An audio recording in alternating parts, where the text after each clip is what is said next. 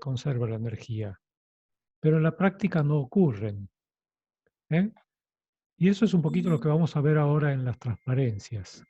Entonces, la segunda ley es una ley que nos dice si los procesos que nos imaginamos, que cumple la primera ley, que nos imaginamos para llevar a cabo con algún objetivo, digamos, lo podemos realizar o no.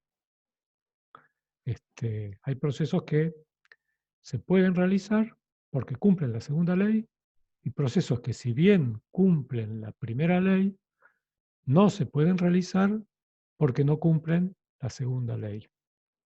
Eso tiene que ver con la espontaneidad de los procesos, ¿no es cierto?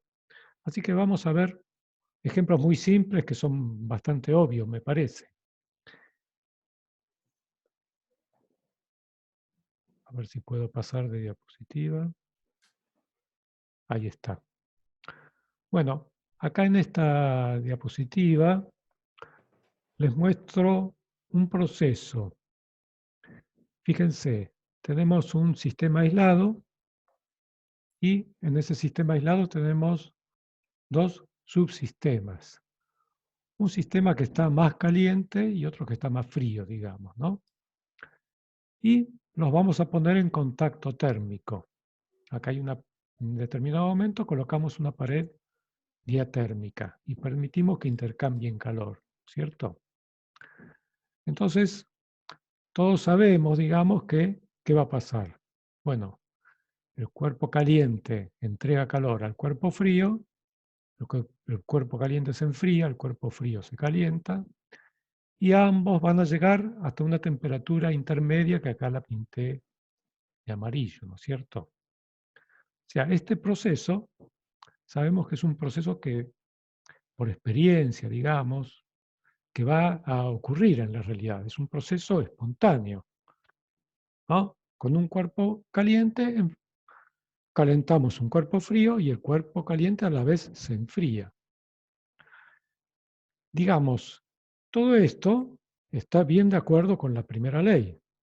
¿Por qué? Porque la energía, digamos, que pierde el cuerpo caliente pasa al cuerpo frío, pero la energía total de este sistema aislado, digamos, se conserva, digamos. No se gana ni se pierde energía. O sea que con la primera ley está todo bien. Ahora, entonces, en la segunda transparencia, vamos a imaginar un proceso diferente. Justamente el proceso inverso a este. Un proceso que sabemos de entrada que no va a ocurrir. Epa.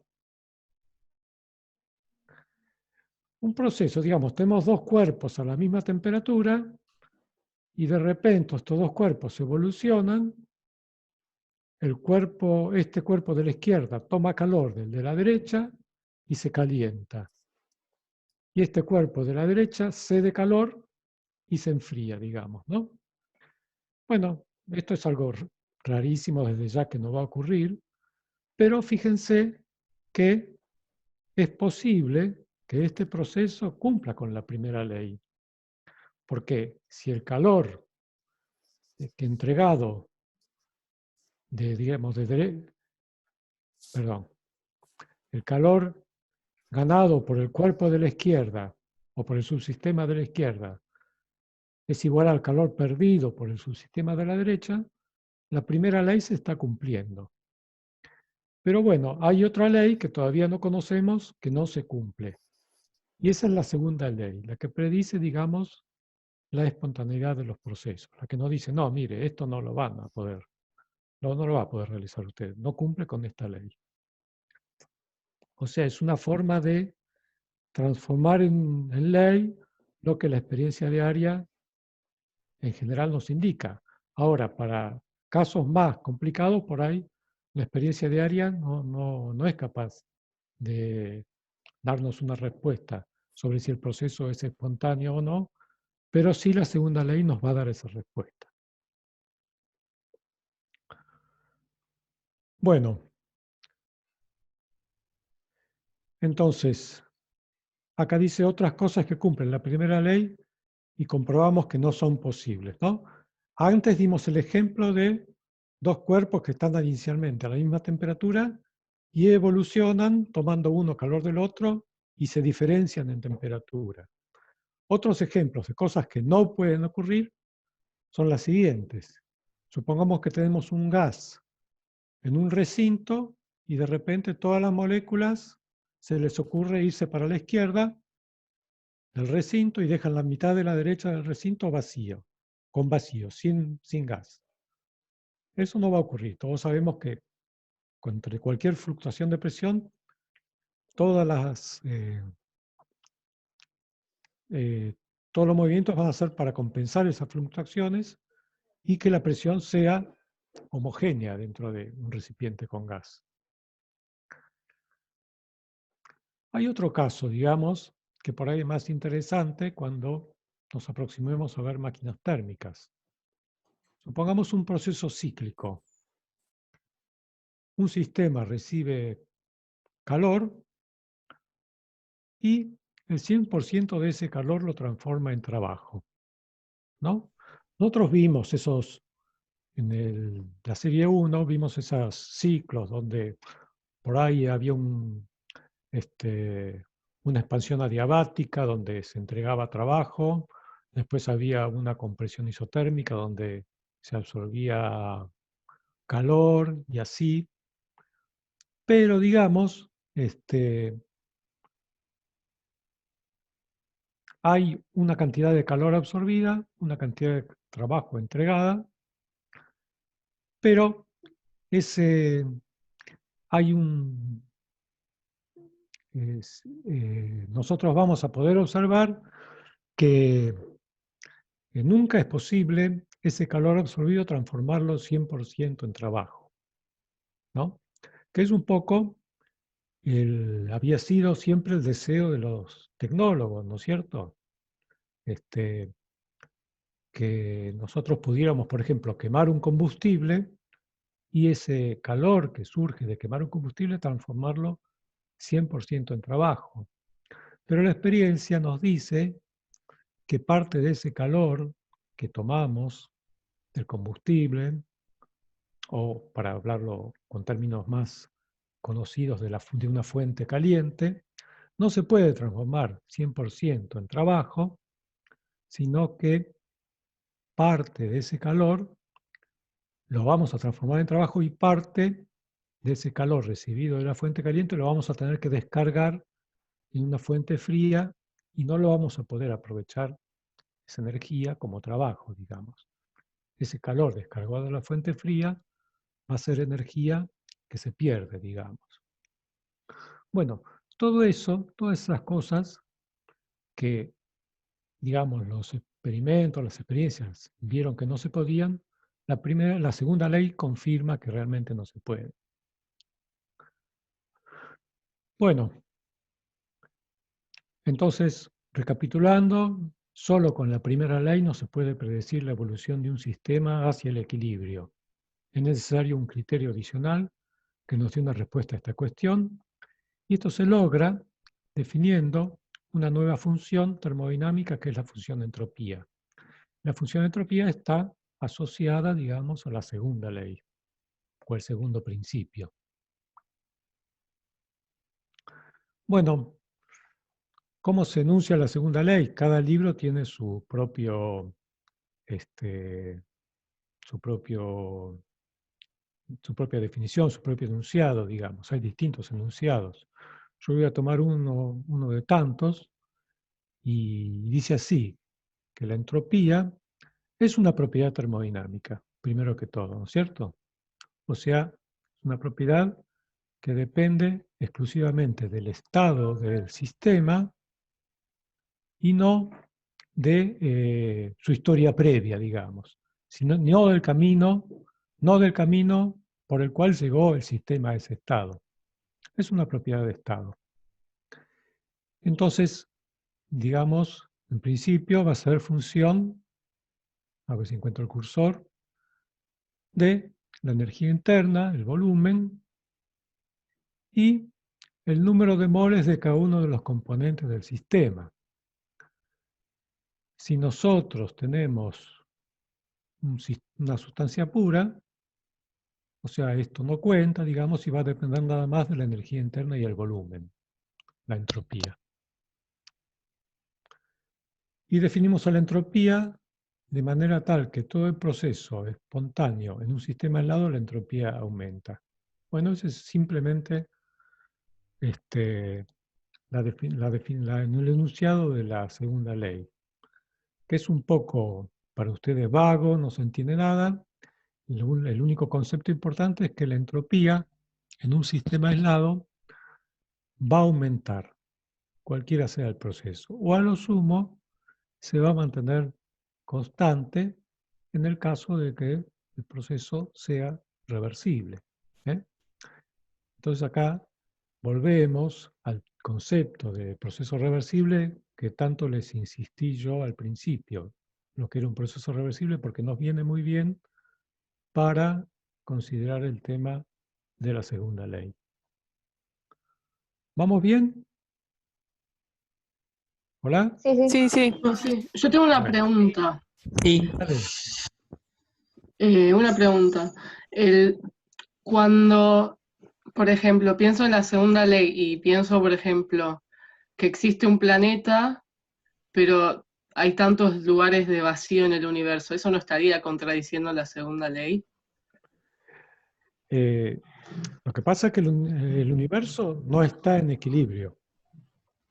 Ese es un Ah, concepto importante. entiendo.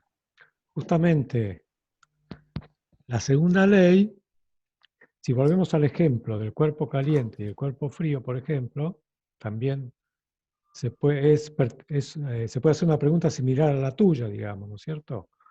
¿Por qué hay cuerpos calientes y cuerpos fríos en el universo? ¿Eh? Bueno, con el tiempo, con el paso de los siglos y millones de años y qué sé yo, todos los cuerpos, digamos, si todas estas teorías son ciertas, van a ir pareciéndose en temperatura, van a ir tomando la misma temperatura. Y bueno, el tema de la presión del vacío es más complicado, digamos, ¿no? Porque hay al haber una fuerza gravitatoria, esa fuerza gravitatoria retiene los gases también y digamos, compite con la, el impulso que tienen los gases de expandirse y de difundirse a todo lugar que encuentren vacío, ¿no? Bueno, es interesante la pregunta. Piensen en una cosa, por ejemplo, creo que yo en la primera clase lo puso. Nuestro mismo planeta, la Tierra, tiene su interior a una temperatura de varios miles de grados, ¿no? Sí, Y se está enfriando, digamos, pero se enfría tan lentamente que nosotros ni lo percibimos.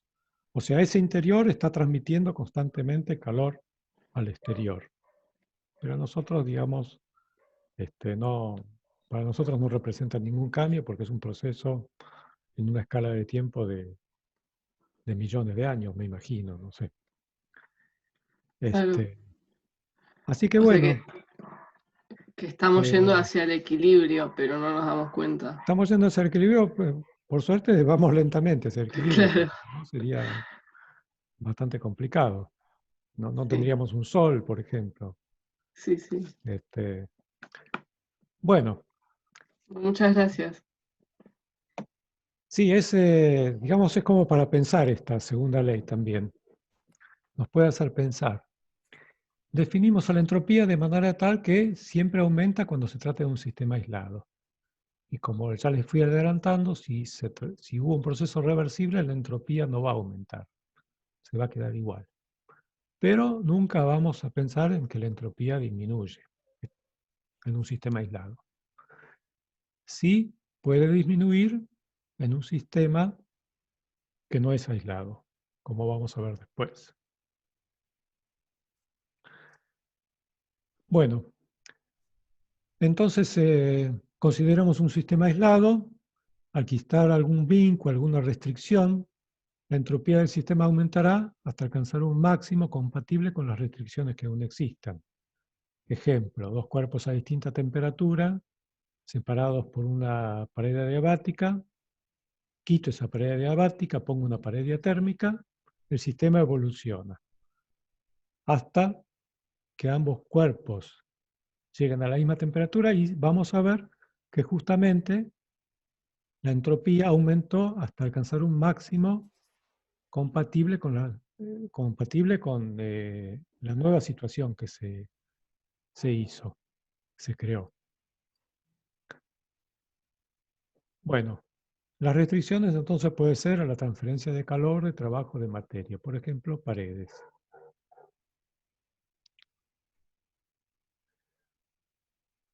Bueno, entonces, ¿cómo se expresa la segunda ley con una ecuación? En realidad es una inecuación. S es el símbolo que utilizamos para entropía, mayúscula si es extensiva, minúscula si es específica, va a aumentar o a lo sumo quedar igual siempre en un sistema aislado. Entonces, delta S de un sistema aislado siempre va a ser mayor o igual que 0. Podemos formular la segunda ley. Fíjense, si recordamos la primera ley,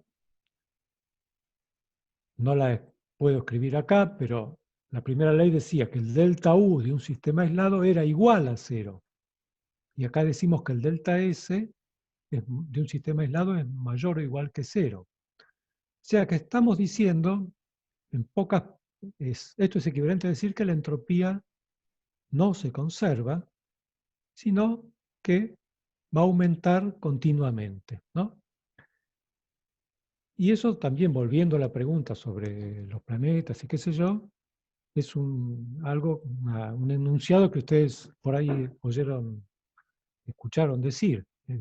La entropía del universo aumenta constantemente, va aumentando constantemente.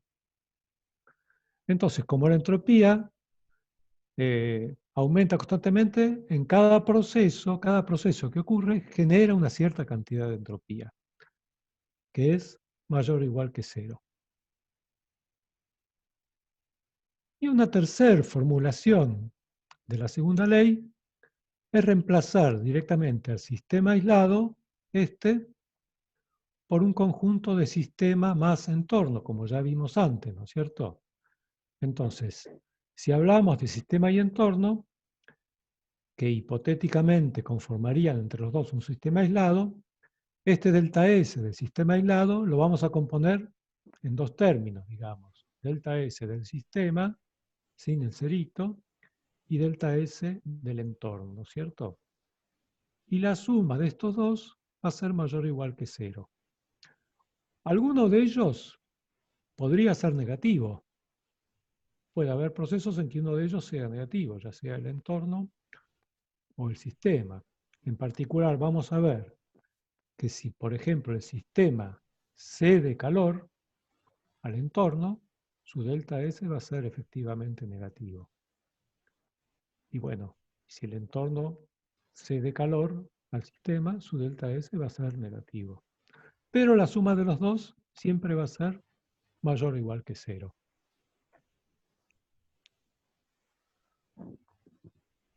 Bueno, hablemos un poquito de la entropía generada. En todo proceso termodinámico decimos entonces que se genera entropía.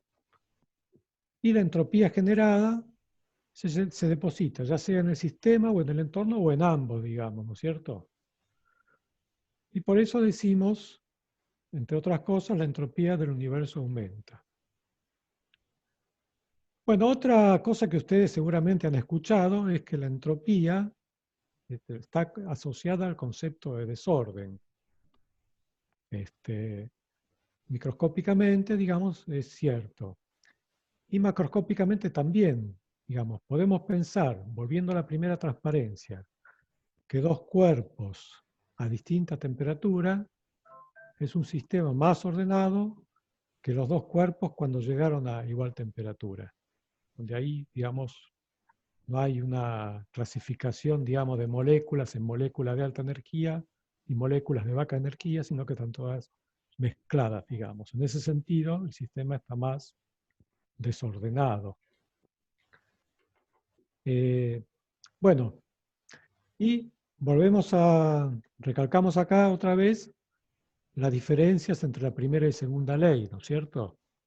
En la primera ley, la energía se conserva. En la segunda ley nos dice que la entropía puede generarse. No se conserva la entropía. Puede generarse y aumenta continuamente. Bueno, seguimos un poquito más. Acá hablamos de vuelta de la generación de entropía. La entropía del universo aumenta. Las estrellas se enfrían, los otros cuerpos aumentan su temperatura, los gases comprimidos se expanden, etc. Bueno, lo que les decía antes, los cuerpos a distinta temperatura pueden considerarse una condición más ordenada que el estado final, que los dos cuerpos a la misma temperatura. Entonces, paralelamente al aumento de la entropía, decimos que hay un aumento del desorden. Y efectivamente, digamos, nosotros no nos vamos a meter con termodinámica estadística, pero hay un parámetro en termodinámica estadística, o sea, la termodinámica que mira también a, a la parte microscópica, digamos, hay un parámetro omega que mide las posibles configuraciones que tiene un sistema y es un parámetro que mide el desorden. Y hay una ecuación que dice que la entropía es igual a RT por el logaritmo natural de este parámetro de desorden. O sea que hay una ecuación matemática, digamos, que vincula entropía con desorden, por así decirlo. Bueno, vamos a un concepto también importante dentro de estas cosas abstractas. Después vamos a ver cómo trabajamos, ¿no es cierto?, con las ecuaciones y con cómo calculamos cambio de entropía y demás. Pero es importante volver al concepto de proceso reversible. Y habíamos dicho que es un proceso tal, un proceso reversible, que cuando se revierte este proceso, se vuelve al estado inicial, no quedan huellas en el entorno. Entonces, fíjense, yo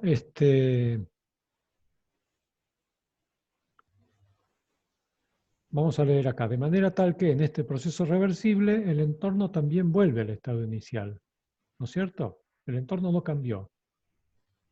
Fuimos de un estado 1 a un estado 2 del sistema, después el sistema volvió al estado 1 y el entorno también.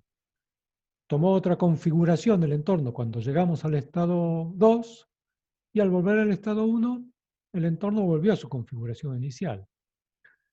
Entonces, ninguno de los dos, como la entropía es una función de estado, ninguno de los dos, después de revertir el proceso, cambió su entropía. Entonces, si evaluamos la entropía generada con la ecuación que vimos antes, ¿no es cierto? La entropía generada tiene dos componentes.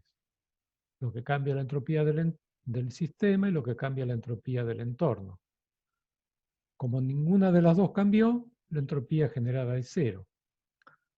O sea que en este proceso particular, este proceso reversible que fue y volvió al estado inicial, ahí sí tenemos el caso de que la entropía no cambia. En un proceso reversible, entonces, la entropía generada es nula. ¿Eh?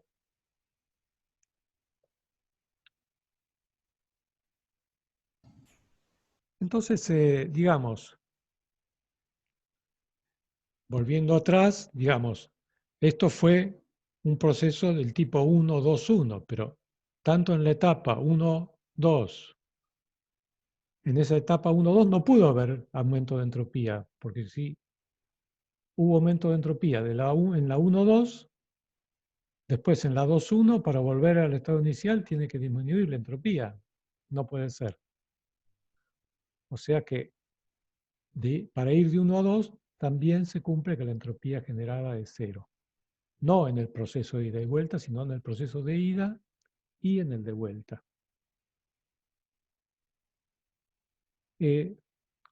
Entonces, de acuerdo a la segunda ley, esto es importante, tenemos, digamos, tres tipos de procesos.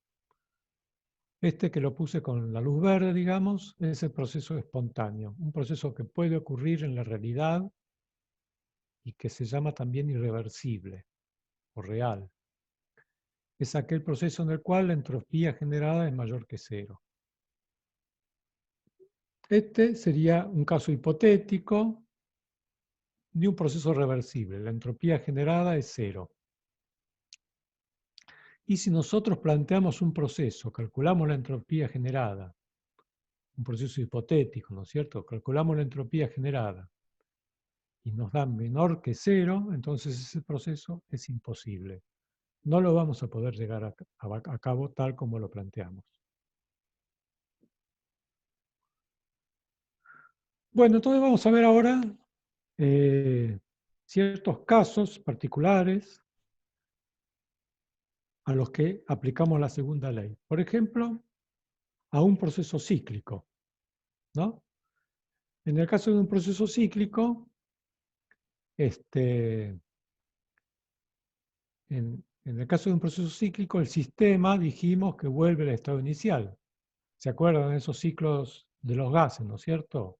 Expansión, compresión, volumen constante, etc. Y vuelvo, cierro el ciclo y vuelvo al estado inicial.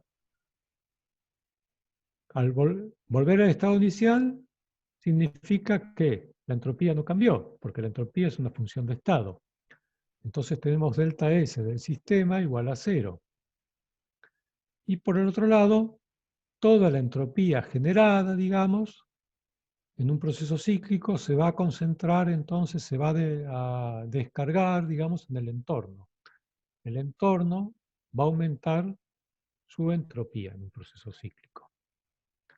Ahora, como vimos recién, si el proceso cíclico es reversible, el delta S del entorno es cero. Y en un proceso cíclico real, el delta S del entorno va a ser mayor que cero. ¿Vamos bien? Sí. ¿Hola? Sí. Sí. Bueno.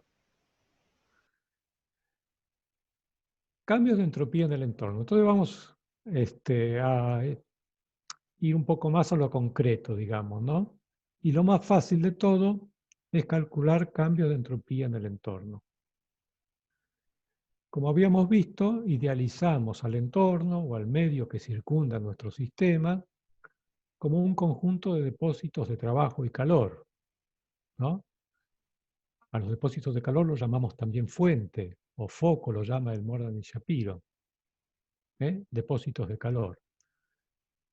Bueno, por un lado los depósitos de trabajo, o sea, esa componente del entorno que llamamos depósito de trabajo, son sistemas mecánicos que no cambian su entropía. Entonces vamos a decir que el delta S de un depósito de trabajo es cero. En cambio, los depósitos, fuentes o focos de calor cambian su entropía por el hecho de intercambiar calor. Bueno, entonces el cambio de entropía del entorno es la suma, fíjense, de los cambios de entropía de las fuentes que intercambian calor con el sistema. Nos olvidamos de los depósitos de trabajo para calcular el cambio de la entropía del entorno y nos vamos a concentrar solamente en las fuentes que intercambian calor con el sistema. ¿Mm? ¿Y cómo calculamos ese cambio de entropía de una fuente? Bueno, es bastante sencillo. El único detalle, pero importantísimo, es que vamos a usar siempre temperatura absoluta. Temperatura medida en Kelvin, ¿no es cierto? Entonces, hay una ecuación que yo no la voy a demostrar, que es esta. El cambio de la energía interna es igual a la temperatura por el cambio de la entropía menos P, la presión por el cambio de volumen. Esta es una ecuación fundamental relacionada con la segunda ley. Y esto nos permite, digamos, esta puede ser aplicada también a una fuente, ¿no? El cambio de energía interna de la fuente es igual a T por el diferencial de entropía de la fuente menos P por el diferencial de volumen de la fuente. Pero como decimos que la fuente de calor no intercambia trabajo, entonces no podría, en teoría, digamos, realizar trabajo de expansión. Entonces no podría cambiar su volumen. Nos quedamos solamente con este término entonces. Este lo tachamos para una fuente. Entonces, si tachamos esto, tenemos acá esta ecuación 2. La ecuación esta fundamental de la segunda ley nos queda así. Pero por otra parte, también para esta fuente siempre va a valer la primera ley. ¿Y qué nos decía la primera ley para una fuente de calor? Bueno, que lo que cambiaba su energía interna era igual al calor absorbido. Entonces, esto es primera ley. Esto, que es lo nuevo, es segunda ley. Si comparamos, entonces, digamos, eliminamos energía interna, igualamos este diferencial de calor a este T por diferencial de entropía. Y nos queda esto, digamos, ¿no? Pasa la temperatura. Acá me falta un T sub cerito, ¿no? Este T tendría que ser sub cero. Pero acá ya lo puse bien. Esta temperatura pasó dividiendo y divide el calor, ¿no? Hay dos pasos acá, ¿no es cierto? Primero hice diferencial de Q sub 0 igual a T por diferencial de S, T sub 0 por diferencial de S0. Y después pasé T sub 0 dividiendo acá. Entonces fíjense, acá me queda una fórmula muy sencilla para calcular el cambio de entropía de una fuente. Simplemente voy a dividir el calor que absorbió la fuente divididos la temperatura absoluta de la fuente, que es constante por el hecho de ser una fuente, por definición de fuente. Y si es una cantidad de calor finita que absorbe, bueno, directamente sería como una integral esto, es el calor absorbido por la fuente dividido la temperatura absoluta de la fuente. Este es el cambio de entropía de la fuente. Fíjense entonces que cuando la fuente absorbe calor, aumenta su entropía. Y cuando la fuente entrega calor, disminuye su entropía. Bueno, nosotros podemos, en lugar de plantear estas cosas así, podemos reemplazar el calor absorbido por la fuente en función del calor absorbido por el sistema, ¿no? Entonces, si la fuente absorbió, qué sé yo, un joule, quiere decir que el sistema le entregó un joule. Por eso podemos reemplazar directamente con un signo menos adelante el diferencial de calor absorbido por la fuente, lo podemos reemplazar por el diferencial de calor absorbido por el sistema con un menos adelante, ¿no? La diferencia de acá es que este es calor absorbido por la fuente y este es calor absorbido por el sistema. Pero estamos expresando la misma cosa, digamos. Y acá lo mismo, calor absorbido por la fuente, calor absorbido por el sistema con un menos adelante. Bueno, con esto, digamos, ya sabemos calcular el cambio de entropía de una fuente a una temperatura T sub 0, digamos. Bueno, el cambio de entropía en el resolverio de trabajo ya dijimos que es 0. Lo paso esto. Y acá, digamos, vamos a complicar un poquito más la cosa. Como para empezar a ver máquinas térmicas, que fueron, digamos, los dispositivos que realmente permitieron,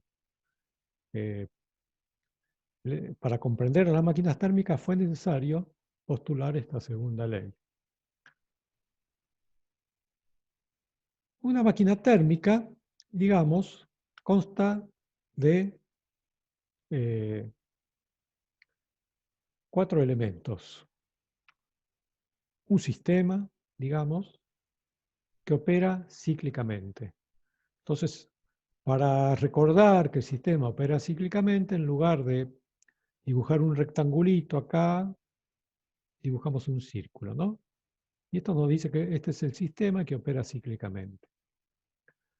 Acá tenemos una fuente caliente, a una temperatura que llamamos aquí T01. Y acá tenemos una fuente fría a una temperatura que llamamos T02. Y por acá tenemos el cuarto elemento, que no lo dibujé, que es un depósito de trabajo, que no nos va a interesar mucho, porque a los efectos de la entropía no cambia su entropía. Entonces, fíjense, ejemplos de máquinas térmicas. ¿Cuál es un ejemplo cotidiano de máquina térmica de la vida diaria? ¿Alguien se le ocurre algo? Un termotanque. Bueno, pero un termotanque, digamos, que yo sepa, mucho trabajo no entrega, ¿no es cierto? Ah, sí. Trabajo tenemos Un que... auto. Ah, ¿y por qué un auto? Eso me gusta más. Porque no es que quema la nafta para mover todo el motor. Claro, mueve el motor y a través de un cigüeñal, digamos, y un eje de transmisión mueve la rueda, ¿no es cierto? Y el auto Sí. avanza, se realiza un trabajo claramente ahí. Y si no, los ferrocarriles, pero no sé qué tan diario es eso ya. Y bueno, sí, qué sé yo, lo vemos pasar todos los días, ¿no? Los trenes. Claro, pero el de vapor, digo, se me ocurría. Exactamente. Antes, las locomotoras eran a vapor. Y si alguno de ustedes tuvo ocasión de ver un western, una película western vieja, van a ver esas máquinas con esas ruedas con bielas, grandes ruedas con bielas y una gran chimenea que largaba humo, ¿no es cierto? Bueno, eso es una máquina de vapor que, digamos, esa locomotora, digamos, tiene una caldera, tiene un depósito de agua y en esa caldera produce vapor y ese vapor lo manda a través de pistones que los empuja y así mueven las bielas y mueven las ruedas. Y si ustedes en esas películas miraran con detenimiento, verían que la máquina cuando avanza larga vapor, mejor dicho, larga, se ven gotitas de condensación por el vapor que larga a través de los pistones que mueven las ruedas. Aparte del humo que larga por su chimenea, que es carbón quemado, digamos, eh, en los pistones esos que mueven las ruedas larga permanentemente vapor, ¿cierto? Bueno, pero las máquinas, las locomotoras modernas, así como los autos, tienen máquinas térmicas que son los llamados motores a explosión, ya sea diésel, que suelen ser las locomotoras o los camiones, o el motor llamado Otto, que es el motor a nafta, que es el de muchos autos, digamos. Y digamos, ¿cuál sería, digamos, la fuente caliente eh, en un motor en el motor de un auto, digamos, en un motor a explosión?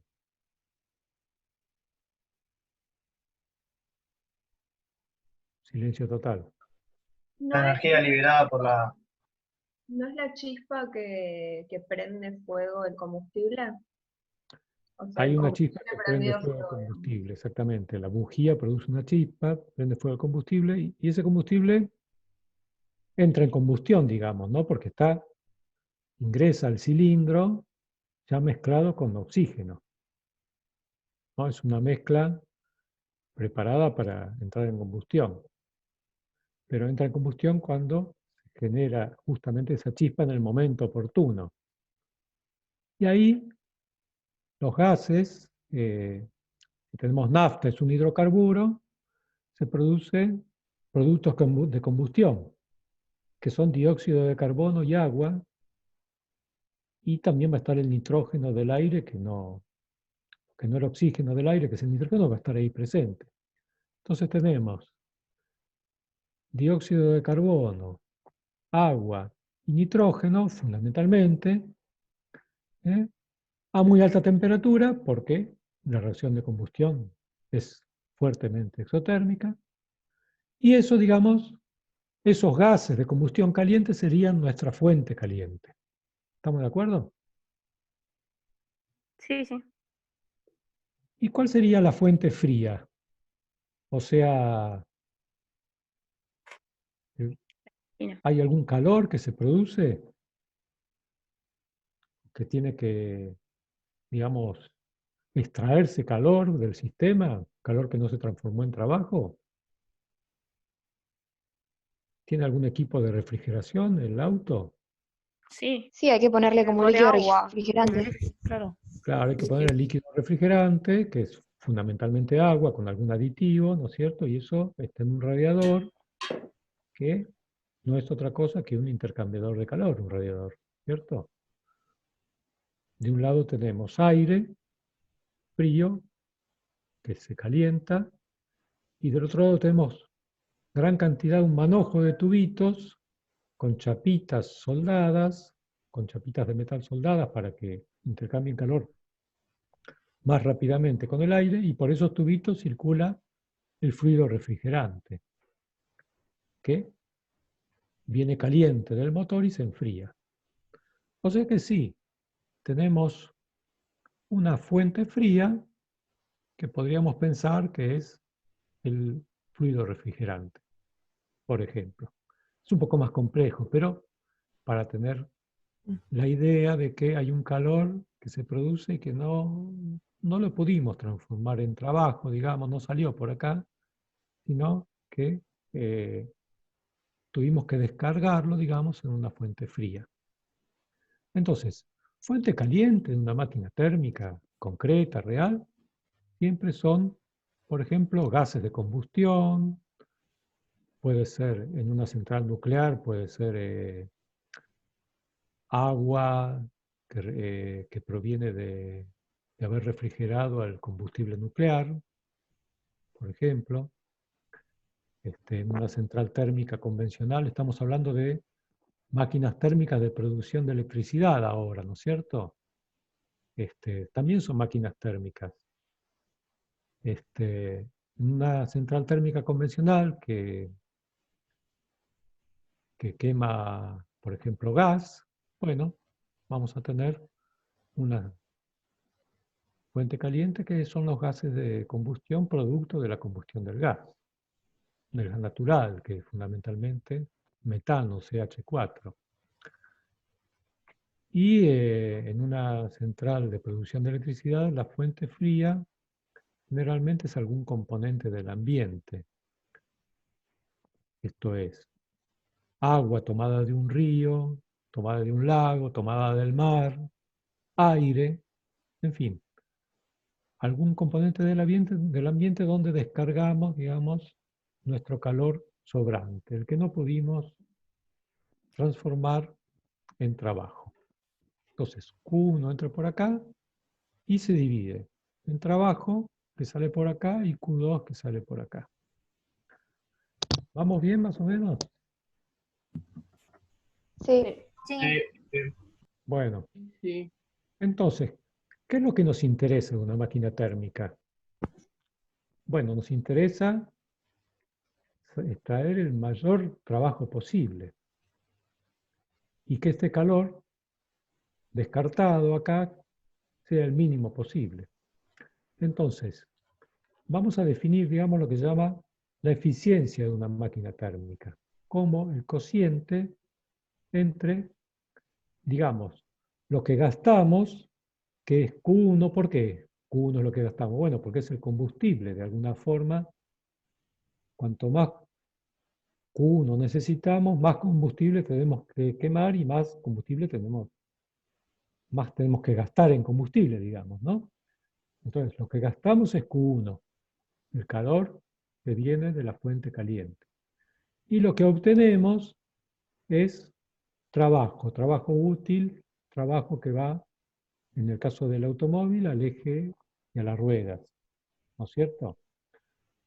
Entonces, lo que obtenemos sobre lo que gastamos, este concepto es siempre un concepto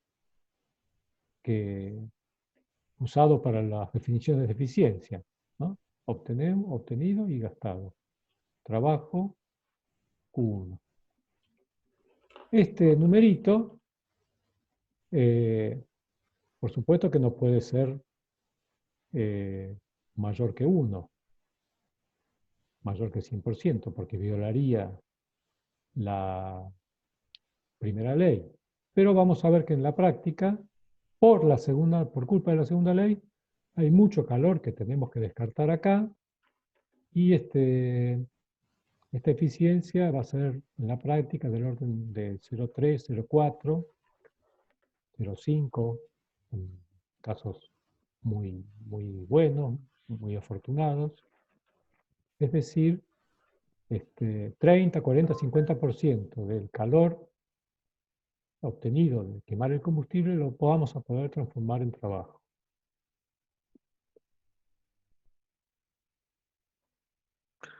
Bueno, aquí, partiendo del concepto de máquina térmica, fíjense, en una máquina térmica, volvemos acá atrás, el sistema opera cíclicamente, o sea que al cabo de un ciclo el sistema volvió al estado inicial. Entonces, el cambio de entropía del sistema va a ser 0 al cabo de un ciclo. Entonces, para evaluar el cambio de entropía de una máquina térmica, como es un proceso cíclico, digamos, nos vamos a fijar solamente en el cambio de entropía del entorno. Y esto es, en el cambio de entropía de esta fuente y de esta fuente. Entonces acá yo les planteo un proceso, digamos, o una máquina térmica que está violando la segunda ley. El enunciado de Clausius, digamos, dice que no es posible ningún proceso, perdón, por el cual una máquina térmica, digamos, que no absorba calor de una fuente caliente y transforme ese calor 100% en trabajo. ¿Y por qué no es posible?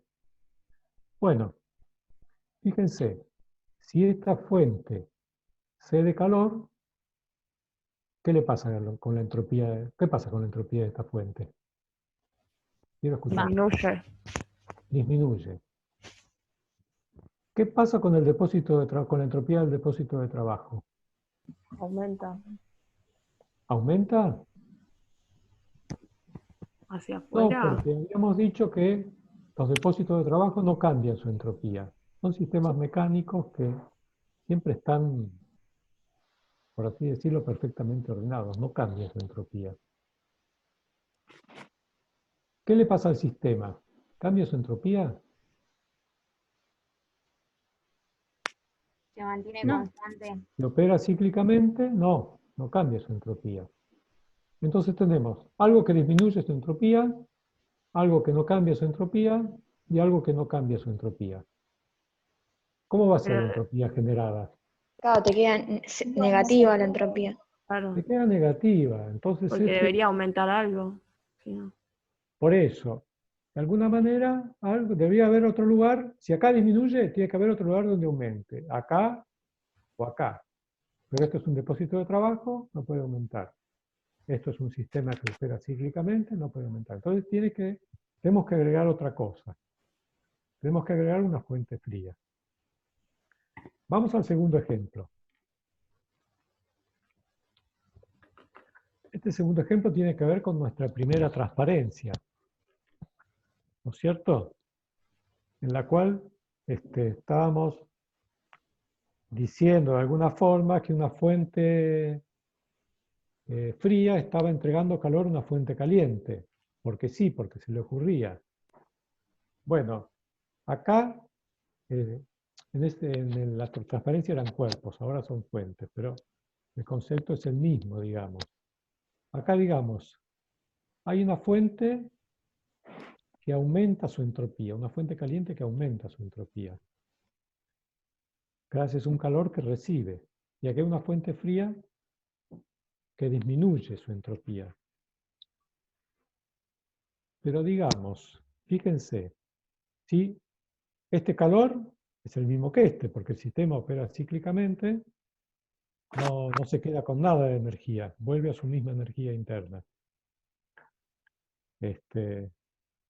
Entonces, ¿qué fuente va a tener en valor absoluto, digamos?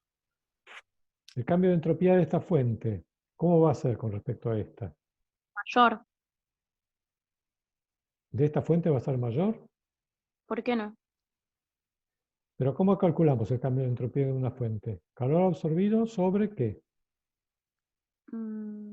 ¿Temperatura? La temperatura. Sobre la temperatura de la fuente. Entonces acá tenemos un Q sobre T01 que aumenta, digamos, la entropía. Y acá tenemos un Q sobre T02 que disminuye la entropía. Ahora, ¿cuál de las dos es mayor? ¿T01 o T02? La entropía de T02 es mayor entonces. Claro, porque está dividiendo, ¿no es cierto? Este es un número más chico, le está dividiendo. Q sobre T02 es más grande que Q sobre T01 en módulo, digamos, ¿no es cierto? Entonces, bueno, Sí, sí. de acá sale algo más grande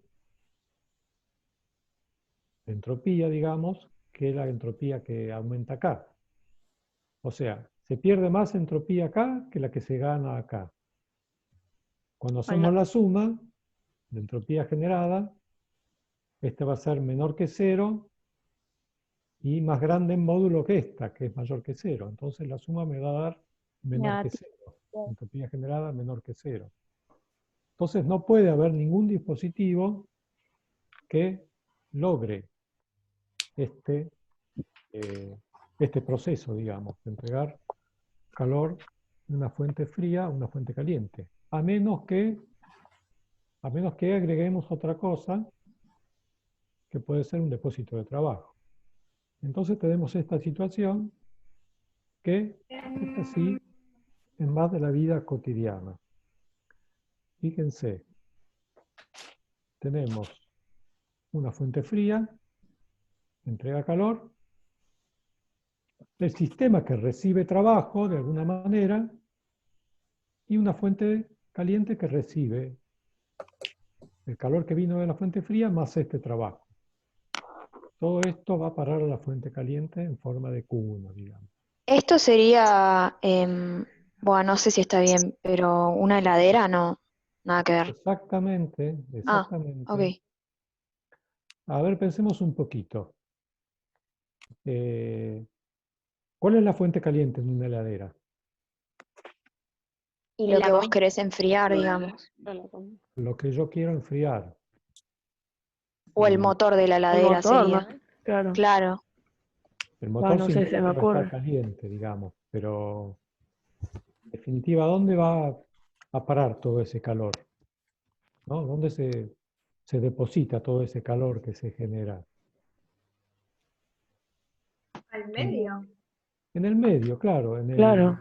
aire de la cocina, digamos, en la cual está ubicada la heladera, en el ambiente, ¿no? O sea que la fuente caliente, en el caso de una heladera, es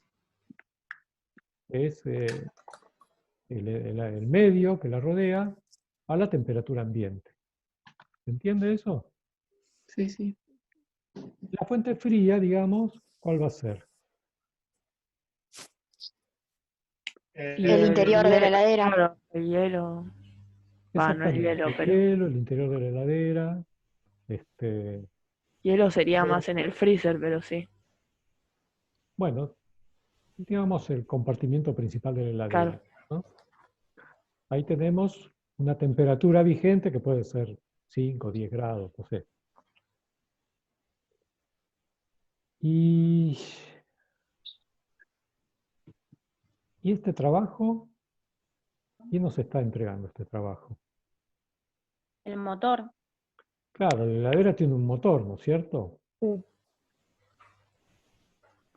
Ahora, este calor, ¿cómo hacemos para que este calor vaya rápidamente, vaya a parar al ambiente?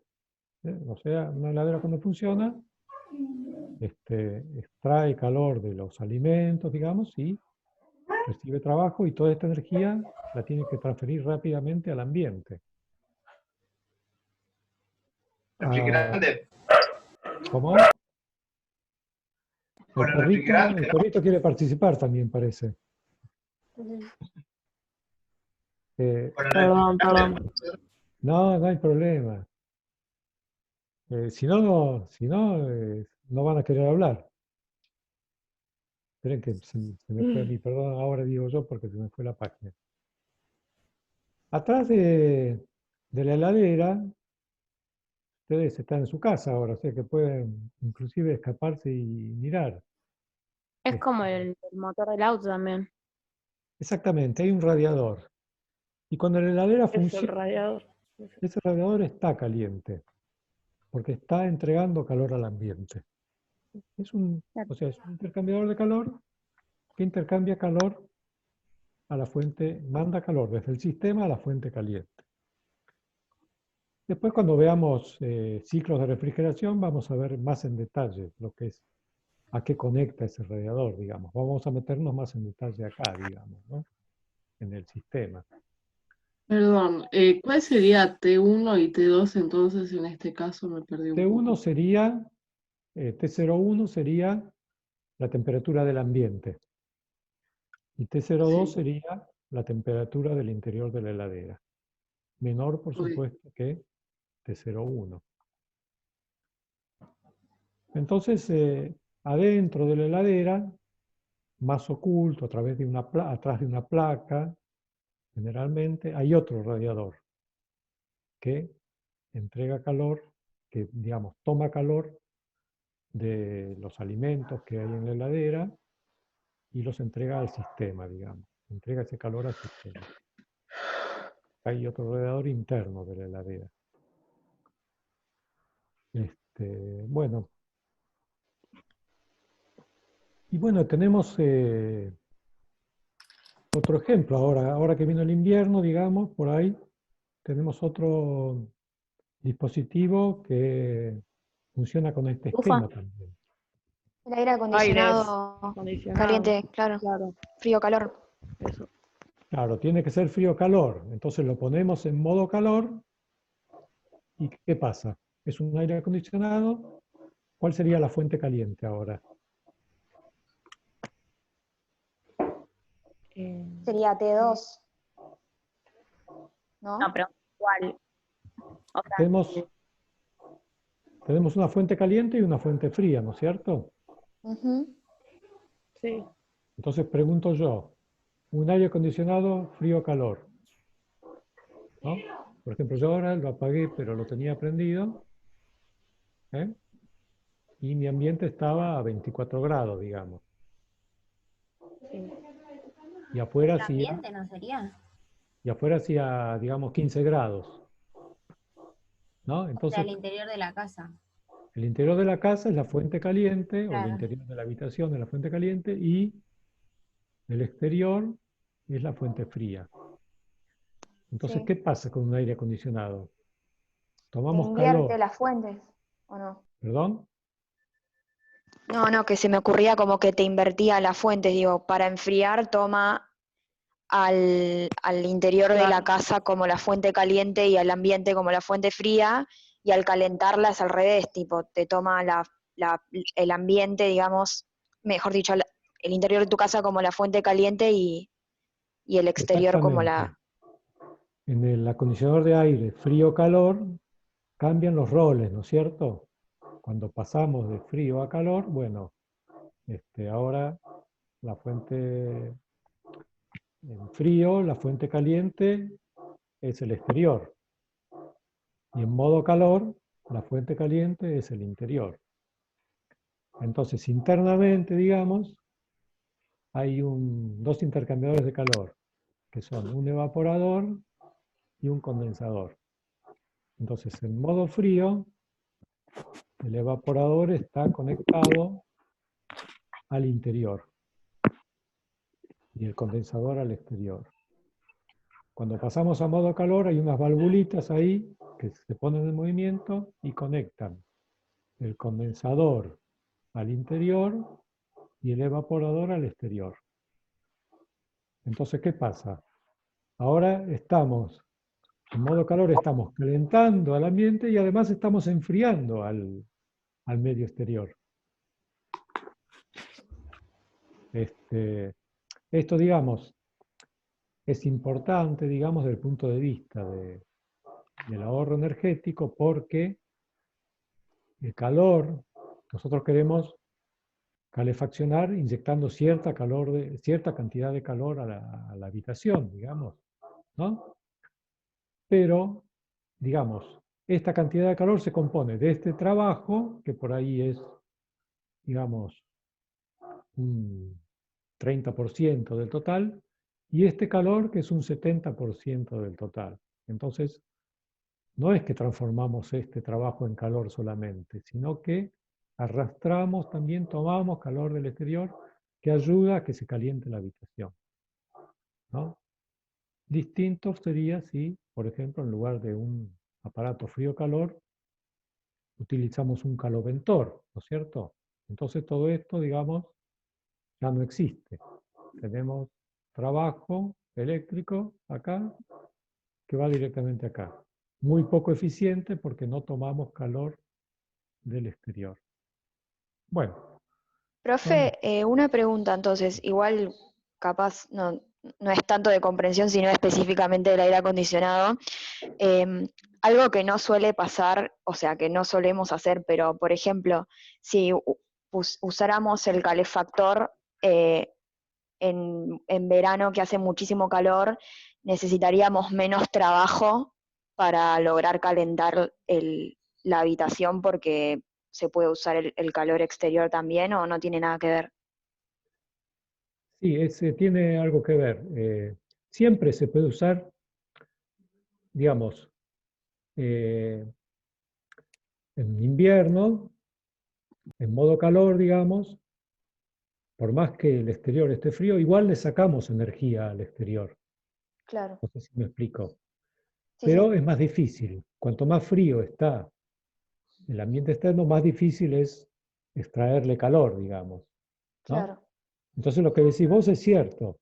Si yo pongo en verano el aire acondicionado en modo calor, bueno, voy a lograr una gran eficiencia de calentamiento de mi ambiente en mi habitación, porque va a ser muy fácil que tome calor del ambiente. Claro. Porque vamos a ver después que el coeficiente de performance, después ya muy pronto lo vamos a ver. Ideal, digamos, depende, el coeficiente de performance ideal depende, tiene abajo, dividiendo la diferencia de temperatura entre el ambiente entre la habitación y el ambiente, por ejemplo. O sea que cuanto mayor es esa diferencia, como está dividiendo, más se deteriora en lo que se llama el coeficiente de performance o de desempeño del equipo. Pero sí, es cierto lo que dijiste, está bien. Obviamente nadie va a querer calefaccionar su habitación en verano, ¿no es cierto? O sea que Claro, sí, sí. esa Tipo, te gran morís. eficiencia por ahí no la podemos aprovechar. Bueno, sigamos adelante entonces. Bueno, entonces acá, digamos, volvemos a la máquina térmica, ¿no es cierto? Y empezamos con cuentas un poquito más complejas, que, digamos, me parece que desarrollarlas sobre el pizarrón, yo no tengo pizarrón como tiene Edith, les doy todo cocinado ya, digamos. Pero si las desarrollara sobre el pizarrón sería por ahí más para que ustedes las vayan siguiendo y las comprendan. Digamos, siempre tenemos que aplicar a estos dispositivos primera ley y segunda ley. En este caso estamos aplicando primera ley y segunda ley a una máquina térmica convencional, ¿no es cierto? Entonces, dejemos olvidémonos del tema del aire acondicionado, la heladera. Ahora las flechitas del calor van para abajo y el trabajo sale del sistema, ¿no es cierto? Esto es la máquina térmica. Entonces, ¿qué nos dice la primera ley? Bueno, un poco que se conserve la energía. Esto significa que, por ejemplo, para el sistema que opera cíclicamente, delta U igual a 0, tenemos este calor que entra, este calor que sale, y este trabajo que sale, directamente nos queda esto. Fíjese, acá puse módulos para poner calor cedido con su signo, digamos. Es decir, si miran las flechas, no hay ninguna duda. Entra Q1, salen W y Q2. Primera ley, entonces, Q1 igual a W más Q2, porque acá no hay acumulación de energía. Muy bien. Y segunda ley, nos concentramos solamente en las fuentes. ¿Por qué? Por lo mismo que antes. Depósito de trabajo no cambia su entropía. Sistema que opera cíclicamente no cambia su entropía. Entonces, la entropía la fuente caliente, disminuye su entropía porque entrega Q1, ponemos un menos adelante, y la fuente fría aumenta su entropía porque recibe Q2, digamos. Bueno, fíjense, acá combiné estas dos ecuaciones, digamos, podemos, por ejemplo, despejar Q1 de acá, o despejamos Q2 de acá, lo metemos acá, o al revés, despejamos Q2 acá y lo metemos acá. Entonces nos queda, bueno, no, ¿qué tendríamos que hacer? Despejar Q2 de acá, lo metemos acá y nos queda Q1 y W. Y acá despejamos W, lo dividimos por Q1, trabajamos en esta ecuación y nos va a quedar esto. Ustedes tenían que hacerlo tranquilos con lápiz y papel. De estas dos ecuaciones nos tiene que quedar esto. Y Creo que fíjense, estoy empezando Q2. perdón, no te escuché la pregunta. Creo que estabas despejando Q2 en la primera ley. ¿O no? No, no dije nada. No, yo digo, si acá despejas Q2, ¿no? Te queda en función de Q1, y esto es 0, o sea, te queda en función de Q1 y las temperaturas. Lo metes acá, acá te queda Q1, W y las temperaturas. Entonces, son justamente las variables que están acá. Está bien, es una forma de hacerlo. Despejando Claro. Q2 de acá y meterlo acá. Bueno, fíjense, acá yo despejé W y después me quedó Q1 por algo y Q1 lo pasé acá dividiendo. ¿Por qué lo pasé acá dividiendo? Porque este cociente es algo que ya habíamos visto antes, que es, este cociente es la eficiencia, digamos, de una máquina térmica. Trabajo entregado sobre calor absorbido de la fuente caliente, ¿se acuerdan? Y esto me queda igual, fíjense qué curioso. 1 menos T02 sobre T01, así de simple. Pero ¿qué tipo de máquina térmica es esta? Esta es una máquina térmica reversible. Por eso pusimos acá igual a 0, porque la entropía generada es igual a 0. ¿Eh?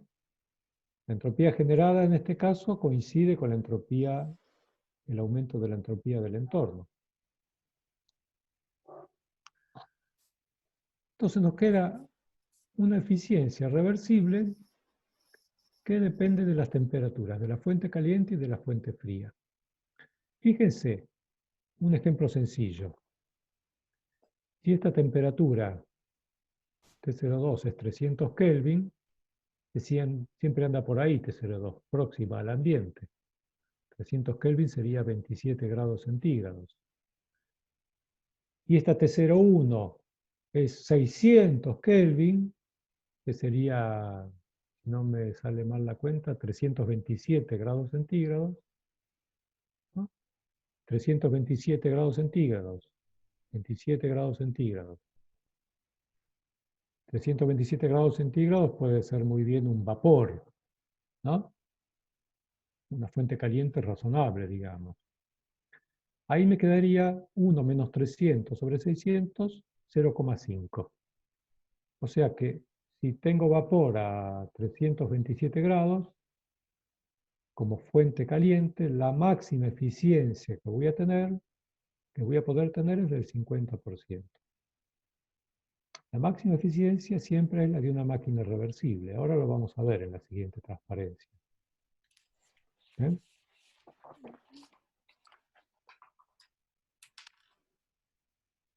Entonces acá directamente reemplazamos W sobre Q1 por la eficiencia reversible. Y acá queda bien claro que una eficiencia de una máquina térmica va a estar bien por debajo del 100%. Por una cuestión básica termodinámica de la segunda ley. Si va muy arriba la eficiencia, estamos violando la segunda ley. No puede superar este valor. Veamos, ¿qué pasa con una máquina real entonces? Acá dice, la reducción anterior nos muestra que la eficiencia de una máquina térmica reversible es independiente de la naturaleza de la máquina. Claro, porque justamente la eficiencia de una máquina reversible solo depende de las temperaturas de la fuente caliente y la fuente fría. ¿No? No importa si los dispositivos que tenga en su interior esa máquina reversible. Ahora vamos a este ejemplo, digamos, ¿no?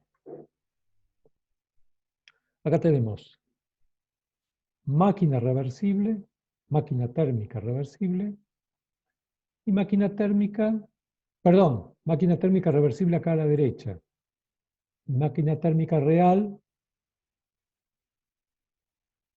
está mal. Está justamente al revés. Vamos a corregirlo. Un segundito que lo corrijo.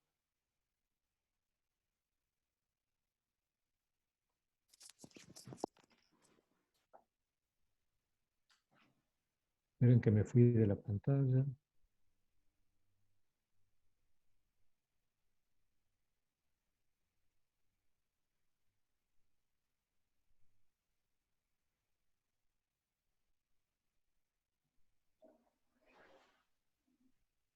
Ah, está bien, sí. No, estaba bien, estaba bien. No dije nada. Vamos a la máquina reversible, entonces. Aquí, supongamos que Q1... Profe, No se ve. Sí. Ah, claro, no se deja de ve. compartir. Deje de Está compartir. compartiendo. Sí.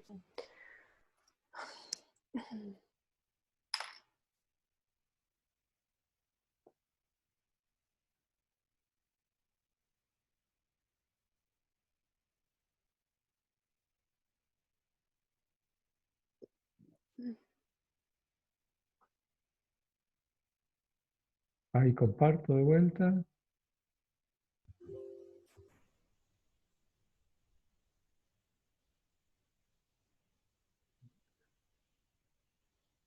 ¿Ahora se ve? Sí, Sí. sí, sí. Sí, ahí se Bueno. ve, profe. Entonces, en la máquina reversible, esta fuente pierde entropía y esta fuente gana una entropía exactamente igual. Vamos a suponer que este Q1 es el mismo en ambos casos. Ahora, en la máquina real, la entropía generada es mayor que cero. Quiere decir que esta fuente pierde entropía y esta fuente gana más entropía que la que perdió esta. Así, digamos, esta le gana a esta y el balance da un valor positivo. ¿Se entiende? Este delta S es mayor en módulo que este. Y la única forma de lograr esto es que el calor descargado, digamos, a la fuente fría, en el caso real, sea mayor que el calor descargado a la fuente fría en el caso reversible. Ahora, si esta flecha es mayor y esta flecha es igual, quiere decir que esta flecha de acá es más chiquitita que esta de acá, ¿no? O sea, en el caso reversible va la mayor parte posible del flujo de energía para este lado. Y en el caso real va menos energía para este lado y va más energía para este lado. Entonces, como este trabajo real es menor que el reversible, la eficiencia de una máquina real es menor que la eficiencia de una máquina reversible. La máquina reversible entonces nos representa un caso ideal en el cual, digamos, la eficiencia es máxima. Y todas las máquinas reales van a tener una menor eficiencia que la reversible. Entonces, volviendo al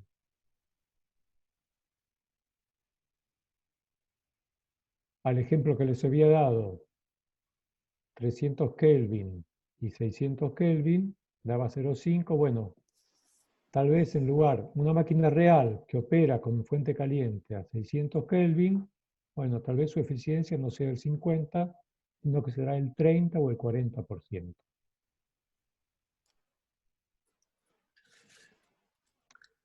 Bueno, seguimos un poquito más. ¿Cómo nos demoramos hoy, Sí. no? Sí, por Sí, mí por sí. mí sí. Bueno, ahora volvemos al esquema anterior, ¿se acuerdan? Que habíamos visto el ejemplo de la heladera y del aparato de aire acondicionado. Calor que entra, calor que se inyecta en la fuente caliente y calor que se extrae de la fuente fría. A este tipo de equipos lo vamos a llamar bomba de calor o bien refrigerador. ¿Cuál es la diferencia entre bomba de calor y refrigerador? Bueno, por ejemplo, el acondicionador de aire en modo calor es una bomba de calor. El acondicionador de aire en modo frío es un refrigerador. Y la heladera es un refrigerador, ¿no? O sea, si nuestro objetivo, digamos, es refrigerar un ambiente, ya sea el interior de la heladera o una habitación, hablamos de un refrigerador, ¿no? Nuestro interés está en la fuente fría. Y si nosotros nos interesa,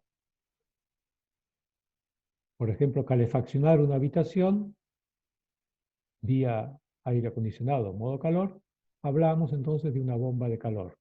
El interés está en la fuente caliente, ¿no? Y los ejemplos son justamente los mismos que venimos hablando. Entonces, acá hay unas definiciones nuevas que son parecidas a la eficiencia de una máquina térmica, pero no son exactamente iguales. Y ahora vamos a ver por qué. De alguna forma queremos medir lo bien que funciona o no, por ejemplo, una bomba de calor. Entonces, ¿qué me interesa en una bomba de calor? Epa, me interesa el calor que puedo inyectar en la fuente caliente. ¿Y qué es lo que tengo que gastar en una máquina de calor? El trabajo que le entrego. ¿Cierto? ¿Por qué? Porque mi heladera tiene un motor que consume energía eléctrica. Hay que entregar trabajo y hay que pagar la cuenta de la energía eléctrica. Entonces, divido entonces lo que obtengo sobre lo que gasto y tengo un parámetro que lo voy a llamar coeficiente de performance o de desempeño. En el caso de una bomba de calor, este coeficiente lo llamamos gamma. Y tiene la particularidad de que este gamma puede... Ahí estoy admitiendo a alguien. Este gamma puede ser mayor que 1. O sea, puedo inyectar un calor mucho mayor que el trabajo gastado, digamos. En la práctica hasta 3 o 4 veces, digamos, el trabajo gastado es el calor inyectado en la fuente caliente. Y en el caso reversible, se puede demostrar, haciendo la entropía generada, que es lo mismo que el delta S0 igual a 0, se puede demostrar que este gamma reversible es este cociente, que es bastante fácil de memorizar. Fíjense, acá está la temperatura de la fuente caliente, que es lo que me interesa, y acá está la diferencia entre las dos temperaturas, ¿no? Esto es reversible. Si nosotros tenemos, por ejemplo, 300 Kelvin, 300 y 270, para dar un ejemplo, esto sería 300 sobre 30, 10. Un coeficiente de performance 10 es muy alto, pero como les decía, un valor de 3 o 4 puede ser en realidad, ¿no? Porque acá está escrito, digamos, el coeficiente de performance de la bomba de calor real va a ser menor que el coeficiente de performance de la bomba de calor reversible. Y el coeficiente de performance de la bomba de calor reversible depende solamente de las temperaturas de las fuentes. Y acá esto tiene que ver con la facilidad o no de lograr, que les comentaba antes, ¿no es cierto? Cuanto menor sea la diferencia entre estas dos fuentes, mejor va a funcionar esto como bomba de calor. Vamos al refrigerador. Bueno, muy parecido, pero acá lo que me interesa es el calor extraído de la fuente fría. Para el caso reversible, planteamos entropía generada igual a 0 y nos va a quedar esta ecuación, donde ahora lo que va arriba es la temperatura de la fuente fría, o sea, por ejemplo, del interior de mi heladera, y lo que va abajo es la diferencia de temperaturas entre la fuente caliente y la fuente fría, igual que antes. Y este coeficiente de performance del refrigerador lo llamamos beta. Y de nuevo, el beta real va a ser menor que el beta reversible.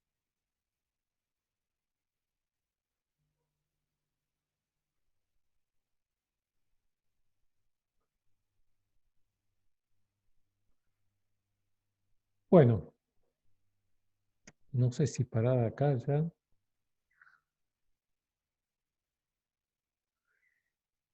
Bueno, hasta ahora, digamos, calculamos cambios de entropía del entorno. Para calcular cambios de entropía de nuestros sistemas, volvemos a la ecuación fundamental. Y acá agrego otra ecuación que simplemente la obtenemos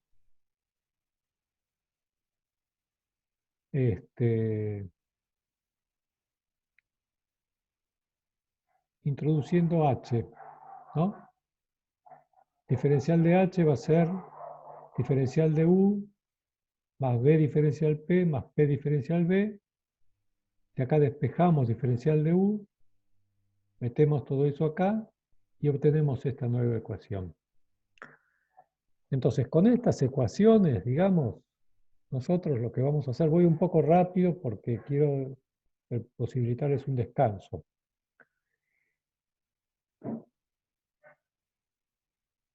Vamos a utilizar especialmente para sólidos y líquidos la segunda ecuación, que es de diferencial de h. Nos va a quedar esta ecuación y de acá podemos despejar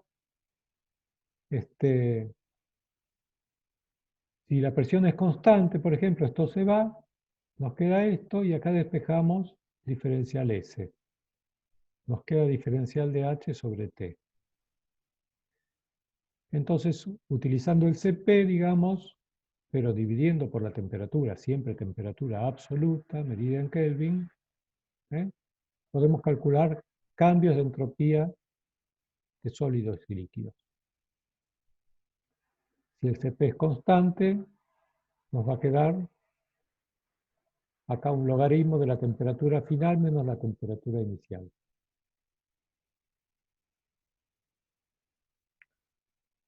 Bien.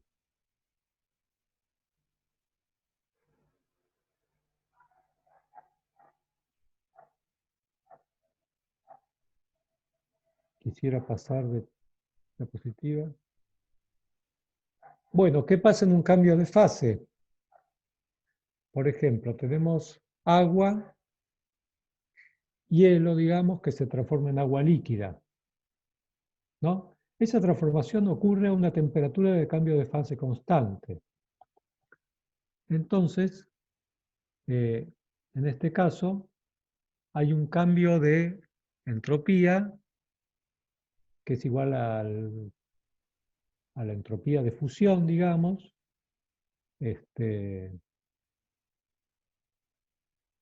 directamente la entropía de fusión. Va a quedar acá dividido la temperatura absoluta de fusión. Así podemos calcular cambios de entropía en procesos de cambio de fase. Es directamente el delta H de fusión sobre la temperatura de fusión.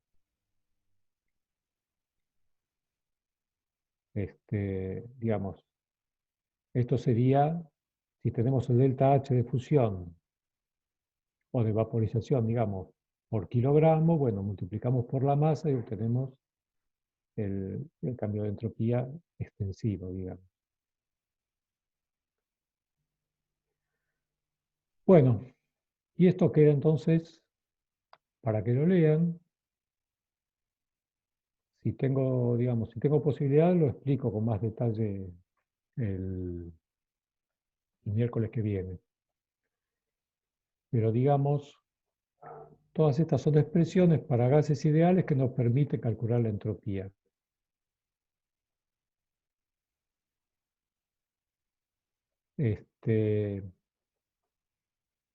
Acá al final hablamos un poquito de lo que pasa en un sistema diabático.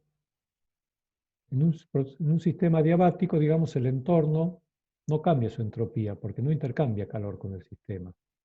Entonces, acá sí siempre vamos a tener que toda la entropía generada se concentra en el sistema. Y tenemos esta ecuación para un proceso adiabático. Si el proceso es irreversible, bueno, vamos a tener un cambio de entropía mayor que cero en el sistema. Va a aumentar la entropía del sistema. Y si el proceso llega a ser reversible, idealmente, digamos, el cambio de entropía es cero. Por eso decimos que un proceso, cuando es adiabático y además reversible, implica que este proceso es isoentrópico. mantiene constante la entropía del sistema. Y esto nos va a servir, digamos,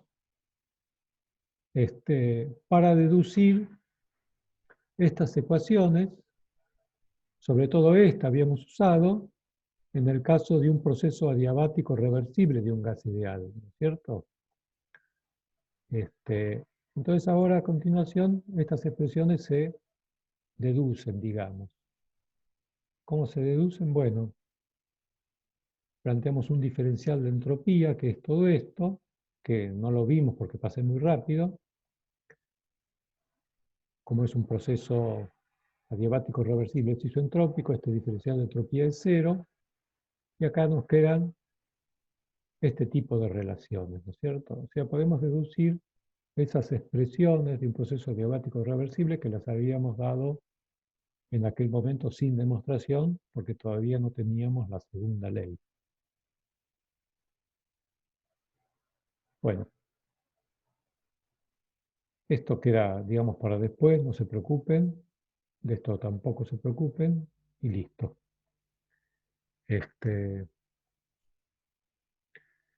Les sugiero entonces que terminen de leer esa última parte de la presentación. Y bueno, y en todo caso el miércoles vemos qué tipo de preguntas hay, si hay dudas, o también las pueden resolver con las chicas, ahora en un rato. Ahora Bueno, tenemos la ¿alguna parte pregunta? práctica, ¿no? Perdón, te escuché muy... Ahora tenemos la parte de práctica, ¿no? Perdón, que justamente... Sí, Sí, no escucho. recién. Ok. Hola, Edith. Hola, ¿cómo te va? Bien. Había una alumna que me estaba preguntando algo y no llegué a entenderle. No sé si me podés repetir la pregunta. Ah, ya está, profe, que dijo que a las 6 volvíamos. Ay, no sé qué... Un segundo, ¿eh?